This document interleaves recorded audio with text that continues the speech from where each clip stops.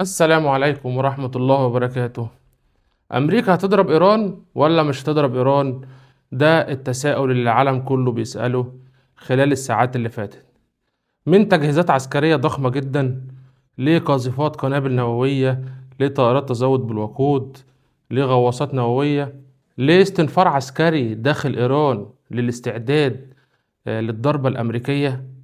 ليه امبارح الدنيا اختلفت خالص، وبدأت التصريحات من الجانبين تتكلم في تهدئة الأمور وخفض حدة التوتر وإلغاء الضربة العسكرية أو تأجيلها. ده اللي محدش يعرفه لغاية النهاردة، وده اللي محدش يقدر يتكهن بيه حتى الآن. لكن في شوية أمور وفي شوية شواهد بتقول إن الموضوع وصل لكده إزاي، أو ليه أمريكا ما ضربتش إيران على طول زي ما حصل في حرب ال 12 يوم الأخيرة اللي كانت بين إسرائيل وبين إيران. شبكة CNN الأمريكية طلعت وقالت إن في 4 دول عربية قامت بالكلام مع أمريكا وبالتدخل في الملف بتاع الضربة العسكرية الأمريكية على إيران، واتكلموا إن الشرق الأوسط مش حمل اشتعالات تاني، وكفاية المشكلات اللي موجودة دلوقتي، وإن الضربة العسكرية مش هتأدي لحاجة إلا الحرب شاملة بين كل اللي موجودين، وهتأثر اقتصاديا على أسعار النفط، ومفيش حد هيطلع كسبان منها، ولا النظام الإيراني هيمشي ولا هيبقى رده زي كل مرة متفق عليه. قالت الشبكة إن ال4 دول دول هم مصر والسعودية وقطر وعمان. طب مصر والسعودية كانوا بيتدخلوا في ملفات زي دي قبل كده؟ كانوا بيتدخلوا، لكن موقف على الأرض كان بيحصل؟ ما كانش بيحصل. الوضع دلوقتي غير قبل شرم الشيخ. أمريكا كانت بتسمع صوت إسرائيل فقط وطلبات إسرائيل فقط. أمريكا من بعد اجتماع شرم الشيخ بتاع وقف الحرب في غزة عرفت إن في قوات تانية وفي قوة تانية كبيرة في المنطقة وفي الدول العربية، اسمها مصر والسعودية وتركيا. وده بالمناسبة الحلف السني اللي الناس كلها بتتكلم عن إن هو فعل فعلا على أرض الواقع، وإن يبقى في قوة عربية إسلامية. بالمناسبة دي أخبار، يعني محدش جايبها من عنده، ولا إحنا بس بنقول الخبر وبنحلله كده مع بعض.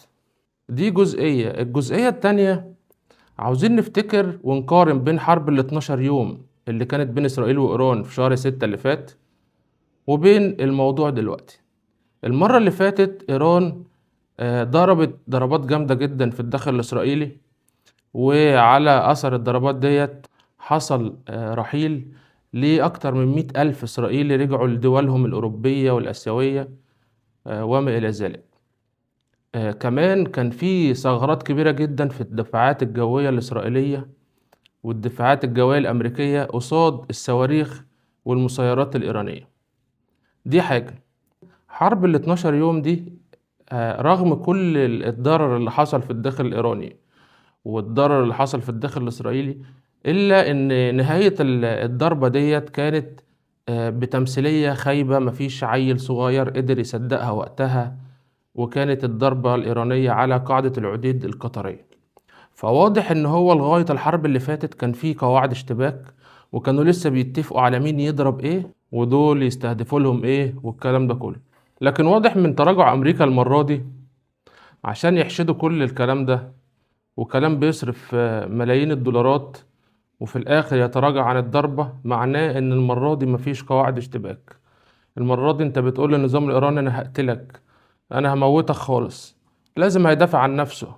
يا روح ما بعدك روح. وكمان ال4 شهور أو ال5 شهور الفرق بين الحرب اللي فاتت والحرب دي، إن إيران قبضت على خلايا كتير تابعة للموساد. دي حاجة. الحاجة التانية، إيران طورت النظام الصاروخي في الشهور القليلة دي، وعملت له مخابئ داخل الجبال ومخابئ تحت الأرض. فواضح إن الاختراق اللي حصل المرة اللي فاتت صعب جدا يحصل المرة دي، ودي أكيد معلومات استخباراتية وصلت لوزارة الدفاع الأمريكية ولدونالد ترامب. ده غير إن في الشهور القليلة دي إيران استقبلت أسلحة كتير من روسيا ومن الصين، أسلحة دفاع جوي بدل اللي اتضربت في الحرب الأولى واللي تم اختراقها. ويقال إن في طيارات وصلت سخوي 35 لإيران. الحاجات دي يمكن هي من أحد أسباب تراجع أمريكا أو تأجيل أمريكا للضربة العسكرية لإيران. الحاجة التانية برضو إن أمريكا محدش يقدر يتكلم على قوتها الهجومية أو قدرتها على ضربة عسكرية مدمرة، لكن عندها مشكلة كبيرة في الثغرات زي ما قلنا في الدفاعات الجوية.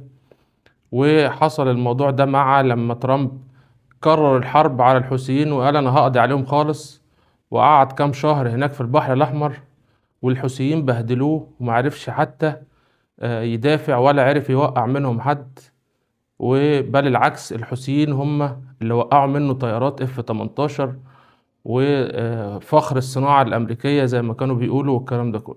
دي كلها احتمالات بتقول إن أمريكا ألغت الضربة أو تم تأجيلها. طب هل ممكن أمريكا ترجع ويكون ده كله خداع استراتيجي وبتجمع نفسها وهتضرب إيران واخدين القرار لكن هم أجلوا بس ساعة الحسم؟ احتمال كبير، لأن كمان في وسط الأخبار المتضاربة دي امبارح تم استدعاء 2 حاملة طائرات، منهم حاملة طائرات روزفلت اللي هي أكبر حاملة طائرات أمريكية. استدعوا الحاملتين من بحر الصين الجنوبي إلى البحر الأحمر، وممكن يكون عشان دخولهم بحر الخليج والاستعداد للضربة الإيرانية. فكل الاختيارات متاحة، لكن احنا اللي عايزين نعرفه واللي عايزين نطلع بيه، هل دول الخليج ومصر كان ليهم دور في تأجيل الضربة أو إلغائها؟